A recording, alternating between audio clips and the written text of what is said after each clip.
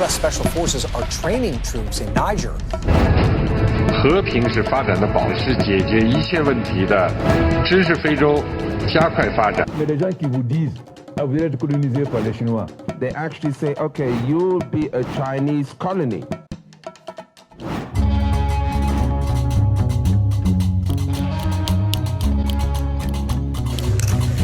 China has spent upwards of $1 trillion. Their talk is about China. But China is not an enemy of Africa. We have never been colonized by China.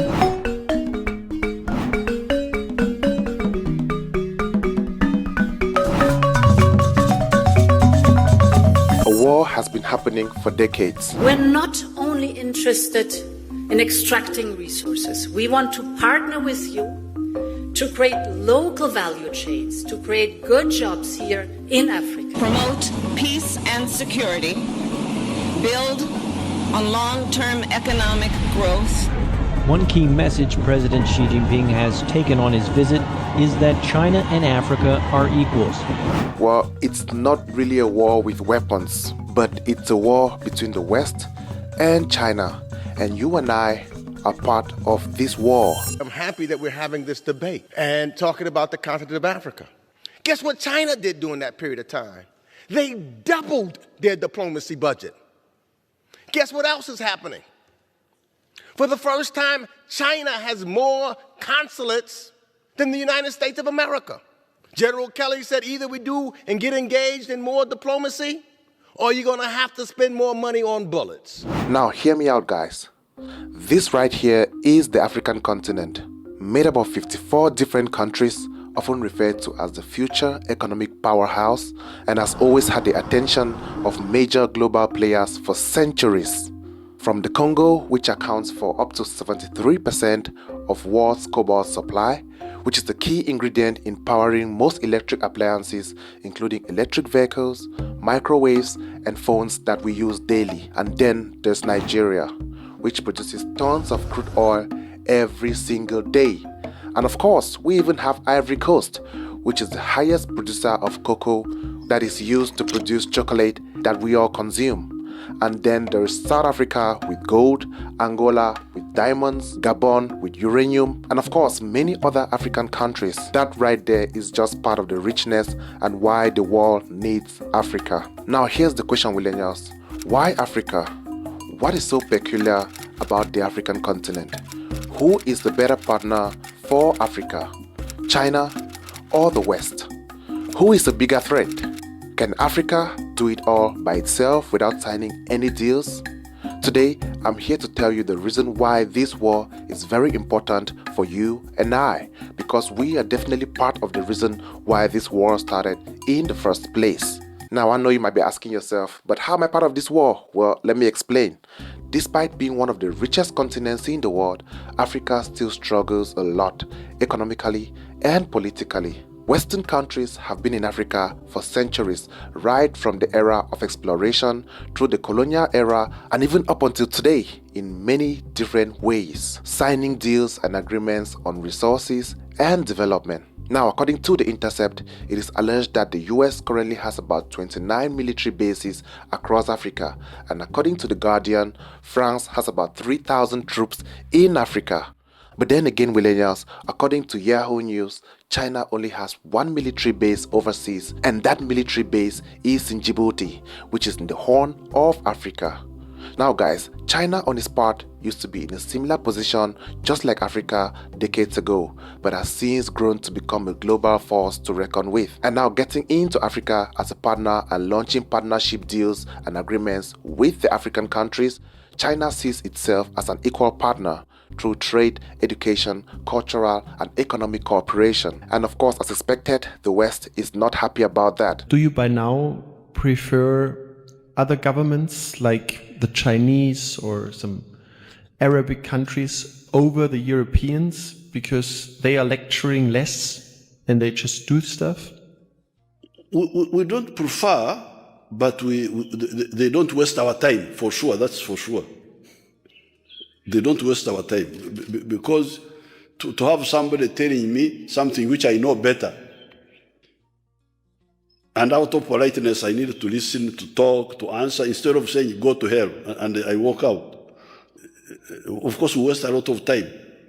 The Chinese waste less of our time, for sure. They come on business, a road, a factory, to buy something.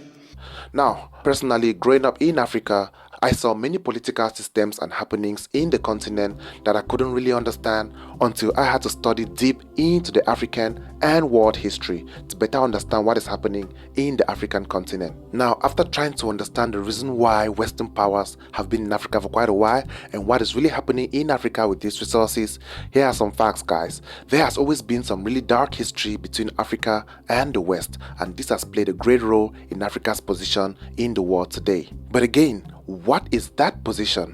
Where is Africa on the global stage today? How has Africa benefited from decades-long relationships with the West? We need to ask this question. The sad fact is that most African countries have been receiving multiple aid from Western countries for so many years, but yet Africa still seems to be struggling today. What is the exact reason for this? Well, as an African myself with a background in African history studies, I'll have to say most Africans do not seem to feel like the West has done so much in Africa for many decades. Now, millennials, for the West, the continent of Africa offers abundant natural resources, but on the other hand, China sees Africa as a key player in its Belt and Road Initiative, for example, with massive infrastructural projects linking China and many countries around Africa. The West has always seen Africa as an overseas territory, mainly using the African countries to get resources for their various countries. But China came in as a partner. They're in Africa. They're lending money to countries to build ports and different infrastructure. To build what? Port, and what's wrong with that? And, well, because... Countries that need ports get ports. But they're making people dependent on... I mean, I know, it's the same thing that we've done, which is no, it's horrible not. Around the world. They are far more humanistic than the United States ever was. Now, the mindset of owning countries in Africa started way back centuries ago. Just like King Leopold of Belgium, who claimed the ownership of the Congo many years back, and this ownership was legitimized by the United States.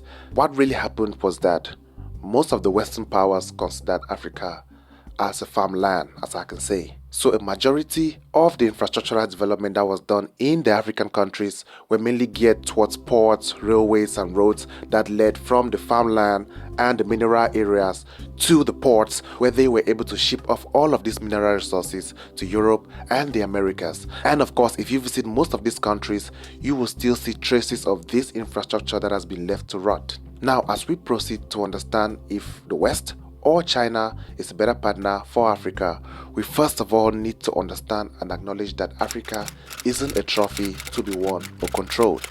Africa is a sovereign continent on its own with up to 54 countries. And of course, they have the right to be able to sign deals that are mutually beneficial for the country and of course for the business partner they are signing with, just like every other country around the world.